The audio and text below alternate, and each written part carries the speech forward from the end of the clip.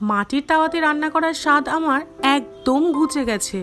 কত শখ করে এই মাটির তাওয়াটা কিনেছিলাম, কিন্তু তোমরা দেখলে তো কি হলো, তাওয়াটা পুরো পুড়ে কয়লা। শিবরাত্রির দিন অনেকটা সাবু এনেছিলাম, অর্ধেকটা খেয়েছি আর অর্ধেকটা রেখে দিয়েছিলাম কিছু একটা রেসিপি বানাবো বলে।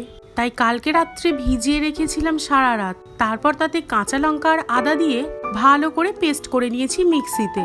এরপর তাতে 1 কাপ পরিমাণ সুজি, গোটা জিরে, নুন আর ধনেপাতা দিয়ে ভালো করে মিক্স করে নিয়েছি। ভেবেছিলাম আমার নতুন মাটির তাওয়াতে বানাবো সাবুর চিলা। ওরে বাবারে, চিলা তো এমন তাওয়াকে কামড়ে ধরলো, আমার তাওয়াটাও গেল পুড়ে আর মাটির পাত্রে রান্না করার শখটাও গেল ঘুচে।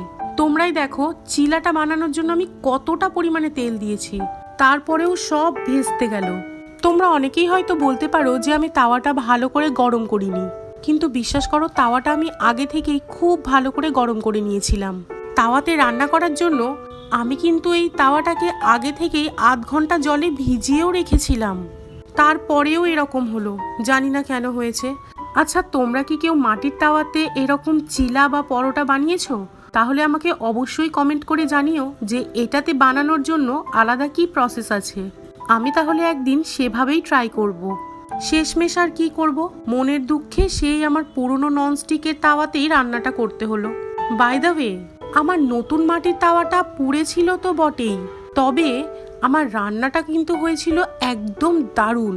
নতুন ধরনের এই সাবুর চিলা আমিও কিন্তু প্রথমবার বানিয়েই খেয়েছি। চিলাটা হয়েছিল একদম ক্রিস্পি। তোমরা কিন্তু সকালের ব্রেকফাস্টে এইরকম সাবুর চিলা বাড়িতে বানাতেই পারো। কথা দিচ্ছি, বাড়িতে এই চিলা খেয়ে তোমার প্রশংসায় সবাই পঞ্চমুখ হয়ে যাবে। সঙ্গে রাখতে পারো বাদাম কিংবা ধনেপাতার চাটনি।